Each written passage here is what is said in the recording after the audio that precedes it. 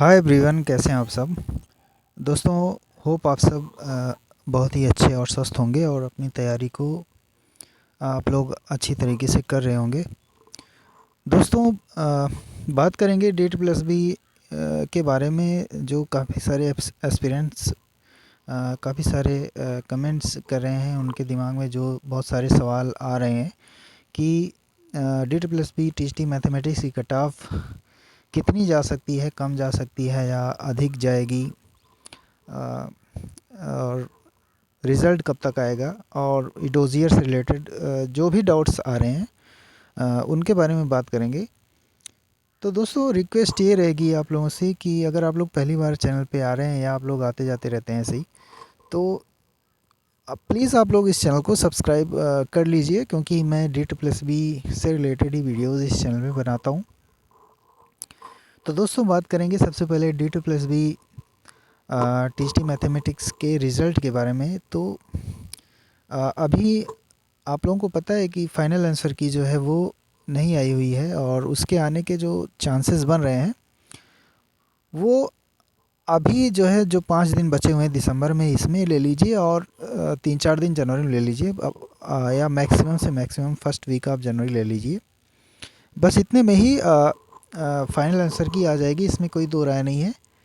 लेकिन जो रिज़ल्ट आने वाला है दोस्तों, रिज़ल्ट के बारे में मुझे ख़बर ये मिल रही है कि रिज़ल्ट बहुत ज़्यादा लेट नहीं होने वाला है। वो मिड फरवरी से लेके लास्ट फरवरी तक, या फिर मार्च के फर्स्ट वीक तक मैक्सिमम से मैक्सिमम आप लोगों के रिज़ल्ट, कहने का मतलब फरवरी लास्ट या मार्च के फर्स्ट वीक तक रिज़ल्ट जो है वो आ जाएगा। तो ये दोस्तों अच्छी न्यूज़ मिल रही है और ग्रेट न्यूज़ है, क्योंकि अ, जो मतलब जो पैनिक करने वाली जो न्यूज़ होती है डेट प्लस की तरफ से, भी वो मुझे कुछ देखने को नहीं मिली है कि प्रोसेस इनका किसी वजह से लेट हो जाए, नेटवर्क ग्लिच आ जाए, कहीं धांधली वगैरह हो जाए, ये हुई है वो हुई है, भी ऐसा मुझे कुछ सुनने को नहीं मिला है। तो ये दोस्तों बहुत ही अच्छी खबर हो सकती है इस बार। और कट ऑफ की बात करेंगे तो दोस्तों, कट ऑफ के बारे में बहुत ही ज़्यादा कैंडिडेट पैनिक हो रहे हैं कि सर इतने लोगों के मार्क्स इतने आ रहे हैं, इतने आ रहे हैं। तो दोस्तों मैं बता दूं, मैंने 2021 का भी पेपर दिया था। कैंडिडेट्स को एक्चुअल में पता ही नहीं होता है कि उन्होंने एक्चुअल में जो क्वेश्चन अटेम्प्ट किया है वो किया भी है, या उसमें मतलब कि कुछ भी हो सकता है दोस्तों उसमें, मतलब कि फ़ॉल्ट होने के बहुत ही ज़्यादा चांसेस होते हैं यहाँ पे। आप लोग जानते हैं कि क्योंकि टाइम बहुत ही कम मिलता है।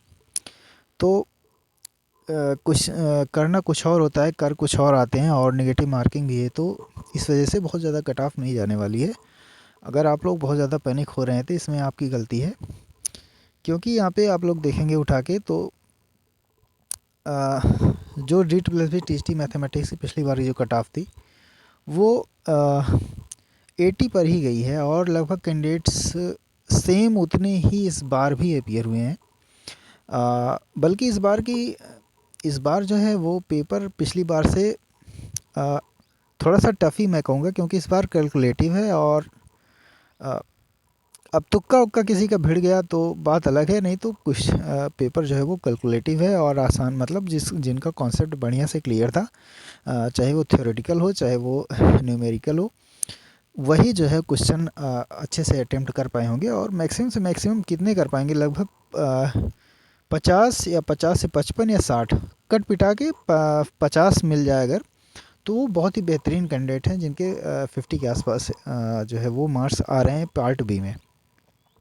और पार्ट ए की बात करें तो पार्ट ए भले ही आसान था, लेकिन दोस्तों रीजनिंग और मैथमेटिक्स का जो पोर्शन है उसमें वो काफ़ी टाइम टेकिंग है। अगर आप लोग देखेंगे ध्यान से, भले कर ले गए लोग टाइम दे के, लेकिन वो समय ले रहा है उसमें। कम से कम 70 से 75 मिनट तो कम से कम उसमें लगेंगे ही लगेंगे, अगर आप लोग चाहेंगे कि हाँ ढंग से जो है मतलब ज़्यादा से ज़्यादा मार्क्स पार्ट ए में लिया जाए, क्योंकि वही हमारा जो है वो स्कोरिंग पार्ट होता है।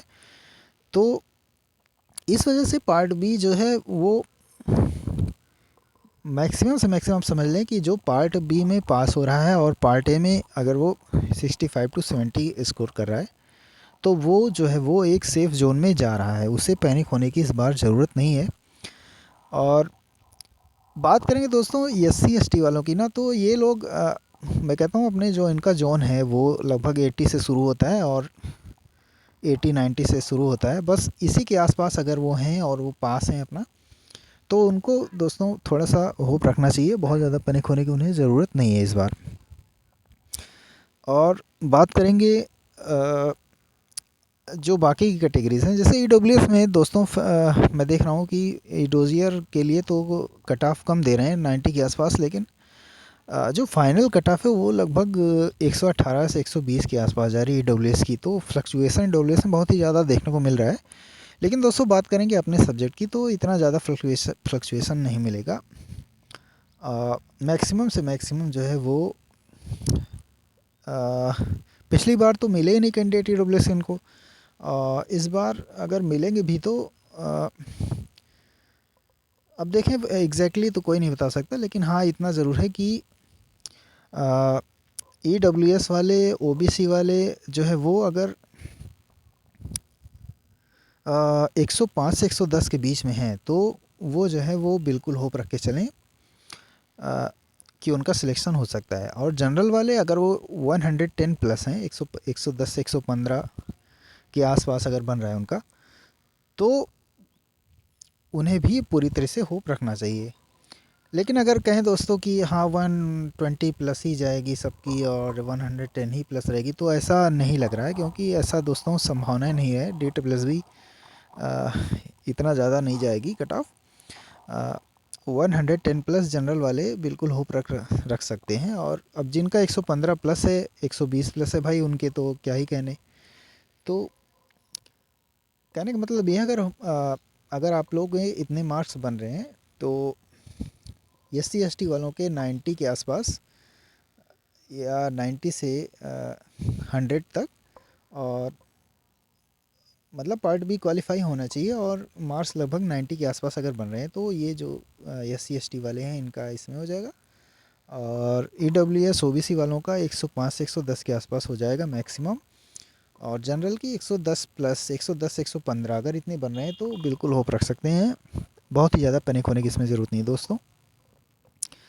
रही बात दोस्तों ई डोजियर की, तो ई डोजियर में जो आप लोगों को एन सी टी सर्टिफिकेट होता है ना, उसके लिए आप लोगों को वैसे मैं देख रहा था कैंडिडेट कमेंट करते हैं कि क्रोम पे नहीं हो रहा है। तो क्रोम अगर नहीं चल रहा है आप लोगों का, तो आप लोग कोई दूसरा ब्राउज़र चूज़ कर सकते हैं, जैसे मोजिला फायरफॉक्स वगैरह हो गया, उस पर आसानी से हो जाएगा। उसमें आप लोगों को nct.otp डाल के सर्च करना है, पहली साइट मिलेगी, उस पर जाकर रजिस्टर हो जाना है। उसमें आप लोगों को करना होता है कि सब कुछ डेटा फिल करने के बाद उसमें फ्रीज़ करना होता है। तो फ्रीज़ करना नहीं भूलिएगा, नहीं तो बाद में वो पड़ा रहेगा, वैसे वो देगा ही नहीं जो है। तो फ्रीज़ करने के बाद उसे 2-3 बार आप लोग पूरा मतलब लॉगिन करके पूरा देख लीजिएगा कि प्रोसेस पूरा हुआ है कि नहीं, मेरे कहने का मतलब।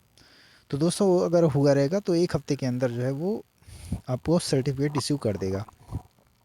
दोस्तों यही सारी न्यूज़ थी कुछ जो आप लोगों से शेयर करनी थी। अगर आप लोगों को जानकारी पसंद आई हो तो आप लोग लाइक कर सकते हैं और कमेंट बॉक्स में कमेंट करके पूछ सकते हैं आपके जो डाउट हो। तो ठीक है दोस्तों, मिलते हैं नेक्स्ट वीडियो में, तब तक के लिए धन्यवाद।